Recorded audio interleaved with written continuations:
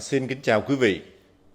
Hôm nay chúng ta cùng nhau đi tìm hiểu để trả lời một cái câu hỏi đang rất được nhiều người quan tâm.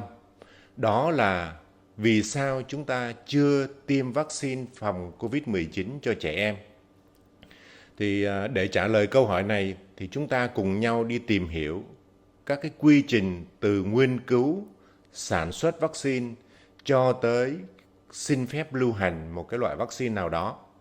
Thì nếu mà nói chi tiết á, thì chúng ta phải tốn nhiều thời gian, có thể kéo dài tới 4 tiết, nhưng mà ở đây là chúng ta chỉ có hiểu một nét khái quát thôi về cái quy trình sản xuất cũng như là cái quá trình mà chúng ta xin phép để lưu hành một cái vaccine. Mình sẽ nén thông tin lại cho nó ngắn bớt lại khoảng chừng 25-30 phút thôi. Thì chúng ta biết rằng khi mà các cái nhà khoa học phát hiện một cái loại virus nào đó, mà ở đây trong cái đại dịch này thì chúng ta đang nói về SARS-CoV-2, thì việc đầu tiên của các nhà khoa học á, là người ta sẽ nuôi cấy cái virus đó ở trong phòng thí nghiệm, và người ta sẽ tìm hiểu các cái đặc tính hoạt động của virus đó trong cái cơ thể vật chủ ra sao, mà ở đây là con người, trong cái cơ thể con người. Thì khi mà các cái nhà khoa học nghiên cứu được, nuôi cấy được cái virus đó và biết được cái đặc tính hoạt động của nó thế nào rồi, thì cái bước thứ hai là các nhà khoa học sẽ giải trình tự gen của cái virus đó. Và quý vị biết là khi mà giải trình tự gen của một loài virus á, thì nó rất là khó và tốn nhiều thời gian lắm. Có thể nếu mà trong các cái điều kiện bình thường người ta phải tốn nhiều năm, thậm chí có khi hàng chục năm. Thì sau khi mà người ta đã giải trình tự gen rồi thì các cái nhà khoa học mới xác định những cái đặc điểm kháng nguyên của virus đó. Mà khi mà người ta xác định được những cái đặc điểm virus, xác định được các cái đặc tính kháng nguyên của virus đó rồi, thì từ đây người ta rất dễ dàng tìm ra các cái loại thuốc để diệt trừ cái virus đó, cũng như là người ta tìm được cái phương pháp để điều chế vaccine. Chúng ta cũng nói sơ lược về cái nguồn gốc của virus corona này. Thì như quý vị đã biết đó, cái nguồn gốc của nó thì nó được phát hiện vào cuối tháng 12 năm 2019 tại một cái phòng xét nghiệm thuộc thành phố Vũ Hán của tỉnh Hồ Bắc ở bên Trung Quốc. Có một điều lạ là sau khi mà phát hiện thì ngay sau đó một thời gian rất ngắn thôi, thì các cái nhà khoa học của Trung Quốc đã giải trình tự gen của virus corona này rồi. Và đến cuối tháng 11 năm 2020 thì Trung Quốc tuyên bố là sẽ chia sẻ 5 cái chủng corona này cho thế giới. Thì đó là một điều mà bất thường, là tại sao các nhà khoa học Trung Quốc lại nhanh chóng tìm ra cái giải trình tự gen của virus, cũng như là mau chóng chia sẻ các cái kết quả mà giải trình tự gen của các cái chủng corona đó cho thế giới. Sau khi mà Trung Quốc tuyên bố là sẽ chia sẻ các cái dữ liệu về virus corona này cho thế giới, thì ngay sau đó Trung Quốc cũng tuyên bố là đến cuối năm 2020 hoặc cùng lắm là đầu năm 2021 thì Trung Quốc sẽ sản xuất được vaccine để phòng ngừa cái SARS-CoV-2 này. Cũng cần nói thêm một cái điều lạ nữa, đó là quý vị đã biết là ở bên Trung Quốc có một cái viện nghiên cứu sinh phẩm Bắc Kinh. Cái viện này nó trực thuộc tập đoàn y dược Sinopharm của Trung Quốc á. Thì khi mà họ phát hiện ra cái dịch bệnh này thì chỉ trong vòng 2 tháng thôi, người ta đã xây dựng được và đưa vào hoạt động cái viện nghiên cứu sinh phẩm này. Và quý vị biết là cái viện nghiên cứu sinh phẩm thuộc cái tập đoàn Sinopharm của Trung Quốc này, nó là một cái xưởng sản xuất vaccine lớn nhất thế giới hiện nay, và với một cái sản lượng là nó có thể lên tới hàng trăm triệu liều trên một năm. Thì đó là những cái mà hết sức là để cho chúng ta phải lưu ý. Và sau khi mà Trung Quốc tuyên bố là giải trình tự gen được rồi, thì các cái nhà khoa học ở trên thế giới người ta hết sức là sửng sốt, bởi vì người ta không hiểu bằng cách nào, làm thế nào mà Trung Quốc lại có thể nhanh chóng tìm ra được cái giải trình tự gen của virus, mà lại còn nhanh chóng chia sẻ các cái dữ liệu đó với thế giới. Thì quý vị biết là điều này là rất có hiếm khi mà xảy ra, nhất là đối với lại một đất nước như Trung Quốc. Thì đến khi mà dịch nó đã lây lan ra trên toàn thế giới rồi, thì Tổ chức Y tế Thế giới cũng không có công bố đây là đại dịch. Mãi cho đến khi mà các cái chính phủ ở trên toàn thế giới, mà đặc biệt là từ chính phủ Hoa Kỳ, lúc đó còn là cựu Tổng thống Donald Trump, thì mãi đến ngày 11 tháng 3 năm 2020 đó, thì ông Tedros, lúc đó là Tổng Giám đốc của WHO, mới công bố SARS-CoV-2 là đại dịch. Thì cũng nhắc lại cho quý vị biết là lúc đó thì còn gọi là virus Vũ Hán, tức là người ta gọi theo cái xuất xứ của cái loài virus đó thôi. Lấy ví dụ như là chúng ta cũng hay nhớ tới, người ta hay gọi là viêm não Nhật Bản, tức là vào năm 1935 thì ở bên Nhật Bản lần đầu tiên người ta phát hiện ra một cái loại bệnh viêm não do một cái loại virus mà nó xuất xứ từ Nhật Bản, cho nên người ta gọi là viêm não Nhật Bản. Hay là cái đợt mà dịch tả lợn châu Phi, thì người ta phát hiện ra cái dịch đó lần đầu tiên được phát hiện ở châu Phi, thì người ta gọi theo cái tên xuất xứ của nguồn gốc virus đó thôi. Nhưng mà đối với Trung Quốc thì hầu như là Trung Quốc không đồng ý với cái gọi tên là virus Vũ Hán. Nhưng mà không biết có phải vì cái sức ép của Trung Quốc hay không, mà Tổng Giám đốc WHO là ông Tedros đã họp một cái buổi họp của Tổ chức Y tế Thế giới lại, và cùng với các cái nhà khoa học thống nhất đặt tên cho virus corona, hay là lúc đó còn gọi là virus Vũ Hán, tức là hay là còn có một cái tên khác nữa là nCoV. Thì ngay lúc đó là Tổ chức Y tế Thế giới quyết định đổi là thành tên là SARS-CoV-2. Và đến ngày 11 tháng 2 năm 2021 thì chính thức đặt tên là bệnh COVID-19. Thì cái COVID-19 này nó có nghĩa như này nè, chữ CO là chữ co đó là viết tắt bởi chữ corona, còn chữ VI tức là virus, còn chữ D ở đằng sau là disease là cái bệnh, còn cái số 19 là cái năm 2019 được phát hiện ra nó. Thì cái ý nghĩa của COVID-19 tức là cái bệnh do corona virus này nó gây ra vào cái thời điểm năm 2019. Thì đó là cái ý nghĩa của cái tên là COVID-19. Và quý vị cũng biết là Tổng thống Donald Trump không bao giờ gọi là corona hay là gọi một cái tên khác, nhưng mà ông luôn luôn gọi là China virus. Và ông liên tục kêu gọi WHO phải nghiên cứu cái nguồn gốc của virus này. Và đặc biệt là trước cái sự trì hoãn cũng như là cái cách tiếp cận của Tedros, mà lúc đó quý vị đã biết trên báo đài, quý vị biết rồi là Tổng thống Donald Trump mới tuyên bố cắt đứt viện trợ cho tổ chức này, và cắt đứt mọi cái liên lạc với WHO luôn. Mà quý vị đã biết là Hoa Kỳ là một đất nước mà đóng góp vào cái quỹ tài chính cho WHO lớn nhất thế giới. Hàng năm chính phủ Hoa Kỳ cung cấp một cái khoản viện trợ lên tới hàng nửa tỷ Mỹ Kim. Trong khi đó thì Trung Quốc đóng góp chỉ khoảng trên dưới 40 triệu Mỹ Kim thôi. Và ông Donald Trump lúc đó ông cũng thúc ép WHO điều tra về cái nguồn gốc virus Vũ Hán này. Bởi vì nếu mà mình không biết được cái nguồn gốc của virus Vũ Hán thì nó sẽ vô cùng khó khăn cho các cái nhà khoa học kiểm soát các cái đợt dịch nếu có nó sẽ xảy ra ở trong tương lai. Và quý vị đã biết thì vừa qua khi mà Biden lên làm Tổng thống Hoa Kỳ thì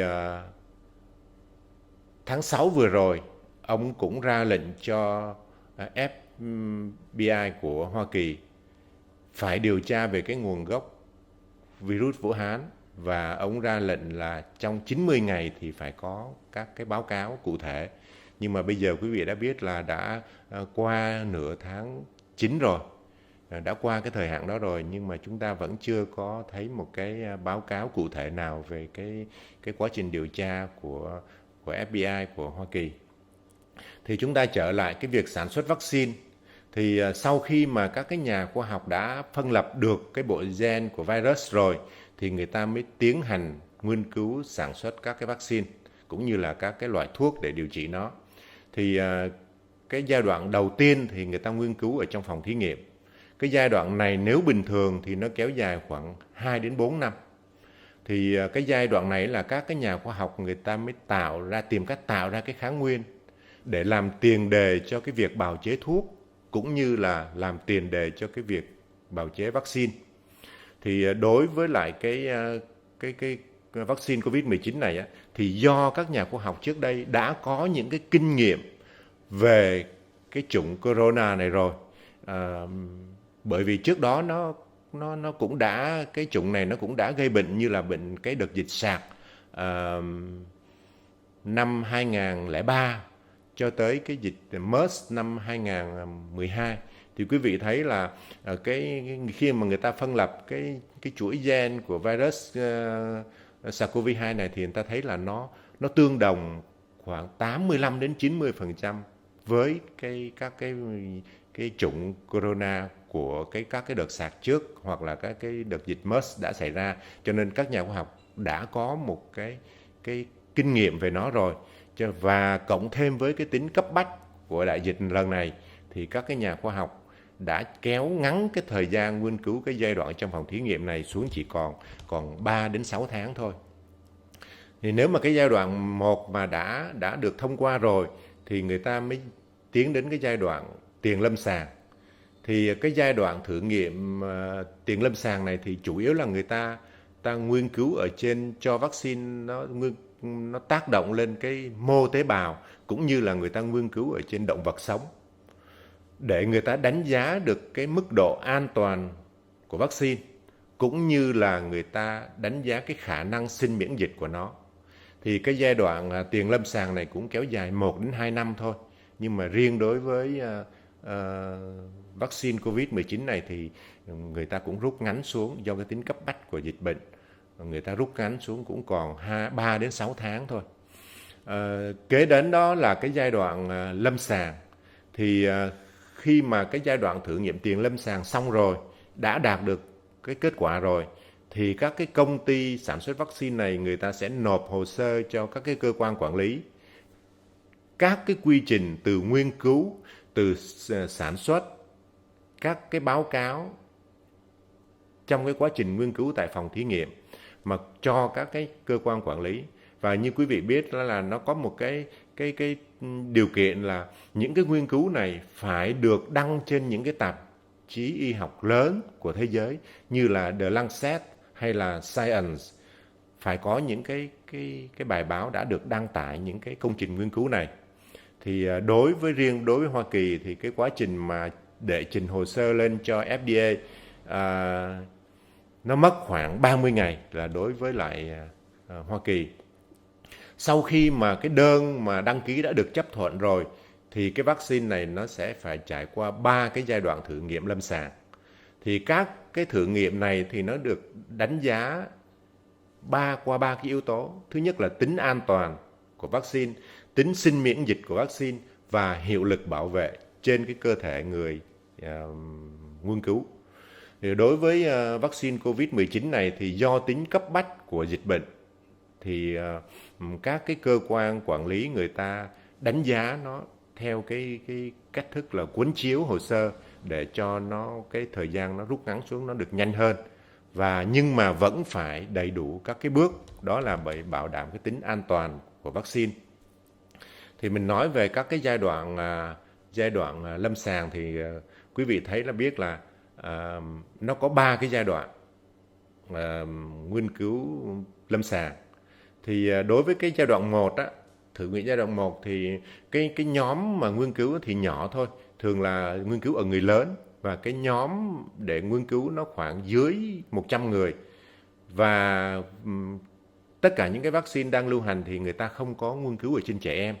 Mà nếu mà có nghiên cứu trẻ em thì bắt đầu tiên cũng phải nghiên cứu từ người lớn tuổi trước, sau đó người ta sẽ giảm dần độ tuổi xuống, đạt đến cái độ tuổi mục tiêu của nhà nghiên cứu. Cái giai đoạn 1 này là cái giai đoạn thử nghiệm công khai. Cả nghiên cứu viên và những cái người tham gia thử nghiệm đều được biết trước rằng mình đang được tiêm vaccine thật hay là tiêm giả dược, tức là placebo. Thì đây là công khai hết. Placebo tức là một cái giả dược thôi, không phải là vaccine thật. Mục tiêu của cái giai đoạn 1 này là xác định được cái tính an toàn của vaccine, xác định được cái mức độ và cái loại phản ứng miễn dịch đối với vaccine đó gây ra cho cơ thể. Thì khi mà giai đoạn 1 được thông qua nữa rồi thì người ta tiến hành thử nghiệm cái giai đoạn 2. Cái giai đoạn 2 thì cái quy mô nó lớn hơn, nó có thể khoảng là vài trăm người, cái mẫu nó lớn hơn giai đoạn 1. Và các cái nhóm này thì cũng được chọn một cách ngẫu nhiên thôi. Thì cái mục tiêu của thử nghiệm giai đoạn 1 này đó là người ta xác định cái mức độ an toàn của vaccine, rồi xác định cái loại và cái mức độ phản ứng miễn dịch mà vaccine đó gây ra cho cái cơ thể nghiên cứu. Thì cái quy mô của cái giai đoạn 2 thì nó lớn hơn. Bước qua giai đoạn 2 thì cái nhóm mẫu của nó tham gia có thể là vài trăm người, và các cái mẫu này cũng đều là ngẫu nhiên và cũng bao gồm cả giả dược và vaccine thật. Thì cái mục tiêu của thử nghiệm giai đoạn 2 này đó là cũng nghiên cứu về cái tính an toàn của vaccine, cái khả năng sinh miễn dịch của vaccine, cái liều lượng đề xuất, rồi cái lịch tiêm chủng. Giả sử như là tiêm cái vaccine này thì tiêm mấy mũi thì đạt cái kháng thể, sinh kháng thể tốt nhất. 1 mũi hay 2 mũi? 2 mũi thì mũi 1 cách mũi 2 là bao lâu thì nó đạt được cái hiệu quả tối ưu. Thì sau khi mà cái giai đoạn 2 thành công thì người ta tiếp tục bước qua cái giai đoạn thử nghiệm 3. Thì cái giai đoạn thử nghiệm 3 này á là nó lớn hơn, với cái sự tham gia của hàng chục ngàn người, cái mẫu nó lớn hơn. Và cái thử nghiệm giai đoạn 3 này cũng là ngẫu nhiên và nó có cái tính chất là thử nghiệm mù, tức là cái người được tiêm cũng như là cái người tiêm đều không biết là mình đang được tiêm vaccine thật hay là giả dược. Thì quý vị biết là giả dược là hay là còn gọi là placebo, tức là cái không phải là vaccine thật, mà nếu mà ta thử nghiệm thuốc thì cũng không phải là thuốc thật, mà chỉ là nước muối sinh lý để tiêm vào cơ thể thôi, hoặc là một cái chất gì đó vô hại cho cơ thể. Thì đó là cái giai đoạn 3. Và cái giai đoạn 3 này thì cái mục tiêu của nó là cũng đánh giá cái mức độ an toàn của vaccine và cái tác dụng phụ hiếm gặp của nó, rồi các cái hiệu quả của vaccine được thử nghiệm. Thì những yếu tố này nó có bao gồm là cái loại vaccine này có ngăn được bệnh hay không, có ngăn ngừa được sự lây nhiễm mầm bệnh hay là không, rồi nó có thể kích thích cơ thể sản xuất ra kháng thể hoặc là các cái loại phản ứng miễn dịch khác liên quan đến cái mầm bệnh đó hay không. Thì đó là 3 cái giai đoạn nghiên cứu lâm sàng. Rồi sau khi mà thử nghiệm giai đoạn lâm sàng 3 thành công rồi thì các cái đơn vị nghiên cứu vaccine này người ta sẽ nộp đơn đăng ký để cấp phép lưu hành. Sau đó thì tổ chức đó sẽ có nhiệm vụ là phê duyệt, và trước khi mà phê duyệt thì người ta phải trải qua một cái kiểm tra hết sức là khắt khe. Sau khi mà được các cái tổ chức phê duyệt rồi thì người ta lại còn phải kiểm soát trong cái quá trình sản xuất vaccine, bao gồm các cái cơ sở vật chất, rồi các cái lô vaccine nó có đồng nhất với nhau hay không, lô này với cái lô kia nó có đồng nhất hay không, độ tinh khiết của nó, độ an toàn. Rồi khi mà đã đạt được rồi thì người ta mới cấp phép cho mình lưu hành. Và sau khi mà đã cấp phép lưu hành rồi thì người ta vẫn còn phải tiếp tục theo dõi và người ta tiếp tục kiểm tra. hay là còn gọi cách khác là theo một cái giai đoạn thử nghiệm lâm sàng giai đoạn 4 thì người ta vẫn tiếp tục nghiên cứu các cái tác hại của vaccine, các cái biến cố có hại hay không, rồi các liên kết các cái dữ liệu an toàn của vaccine. Và quý vị đã biết là như là vaccine AstraZeneca vừa rồi đó, thì sau khi mà đưa ra ngoài thị trường người ta tiêm cho quần chúng rồi, thì người ta mới thấy rằng nó có một số các cái trường hợp liên quan đến cái hiện tượng máu đông, hay là liên quan đến cái vấn đề sốc phản vệ. Thì những cái dữ liệu này tiếp tục được feedback về cho nhà nghiên cứu, cho nhà sản xuất để người ta tiếp tục người ta hoàn thiện.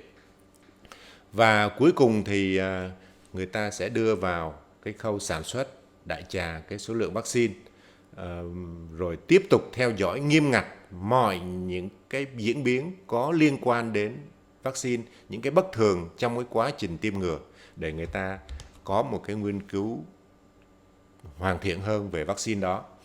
Thì hiện nay đối với lại cái tình trạng dịch bệnh hết sức là cấp bách trên thế giới cũng như ở Việt Nam, thì người ta cấp phép trong cái tình trạng khẩn cấp, nhưng mà vẫn phải tuân thủ nghiêm ngặt các cái quy định về an toàn, về chất lượng, và những cái thông tin về vaccine đều phải được kiểm tra hết sức là chặt chẽ. Quý vị biết rằng trong cái khi mà đại dịch Covid này xảy ra thì các nước trên thế giới đều có quyền cấp phép khẩn cấp cho một cái loại vaccine đó, tùy theo vào cái tình hình dịch bệnh của một đất nước đó.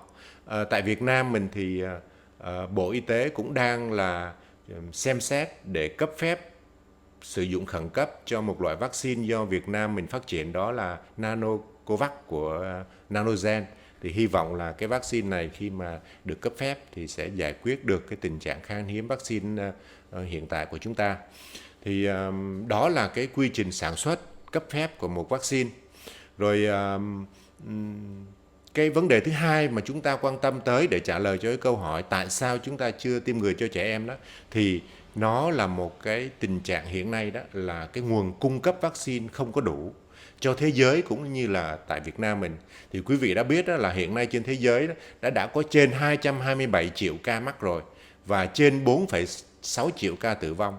Cái tỷ lệ mà 2,1% này đối với thế giới là rất là lớn. Và cái nguồn vaccine, nhu cầu vaccine của thế giới cũng rất cao. Hiện nay thế giới mới có tiêm được 5,82 tỷ liều thôi, mới chiếm được 42,56% dân số toàn cầu. Còn tại Việt Nam thì có thiếu hay không? Quý vị biết là hiện nay Việt Nam mình là đã có trên 656.000 ca mắc và tử vong lên tới trên 16.000 ca tử vong rồi. Nó chiếm tỷ lệ 2,5% trên tổng số ca mắc. Cho nên là cái tỷ lệ tử vong này nó cao hơn cả tỷ lệ tử vong của thế giới. Và vaccine, tình hình vaccine của Việt Nam mình thì tính đến hết ngày 16 tháng 9 thì chúng ta mới có thực hiện tiêm được 26,3 triệu liều thôi và chiếm 27,3% dân số. Trong đó thì cái mũi 1 chúng ta mới tiêm được 20,3 triệu liều và chiếm 21,1% dân số. Còn cái mũi 2, tức là đã tiêm đủ rồi đó, thì nó mới có trên dưới 6 triệu người, nó chiếm 6,2% dân số. Quý vị thấy là cái lượng tiêm vaccine của Việt Nam mình rất là còn khiêm tốn. Và cái mục tiêu của Việt Nam mình thì đặt ra là mình phải có 150 triệu liều vaccine để tiêm cho khoảng 70% dân số Việt Nam mình để đạt được cái miễn dịch cộng đồng. Tất nhiên những cái số liệu này thì nó sẽ thay đổi theo từng giờ một, cho nên là có thể quý vị tham khảo nó sẽ có cái sự chênh lệch. Và những cái số liệu mà chúng ta vừa nêu ra đó để cho quý vị thấy là cái tình hình vaccine của thế giới cũng như là của Việt Nam mình còn thiếu rất là trầm trọng. Thì tóm lại các cái nguyên nhân mà cho tới nay chúng ta chưa có tiến hành tiêm vaccine cho trẻ em được, nó gồm những cái yếu tố sau. Theo như tiến sĩ Annie Chu, tức là điều phối viên của nhóm chăm sóc sức khỏe toàn dân của WHO đó, thì tiến sĩ cho hay là các cái bằng chứng hiện có cho thấy là trẻ em ít có nguy cơ mắc bệnh nặng và ít có nguy cơ tử vong do nhiễm Covid-19 này hơn so với các cái nhóm tuổi khác. Tức là cái nhóm tuổi trẻ em này thì nó có ít nguy cơ bị bệnh nặng hơn. Và nếu có thì cũng cái tỷ lệ tử vong cũng ít hơn các cái nhóm tuổi khác. Đó là lý do thứ nhất. Lý do thứ hai là cái nguồn cung cấp vaccine như hồi nãy tôi nêu lên còn rất là hạn chế.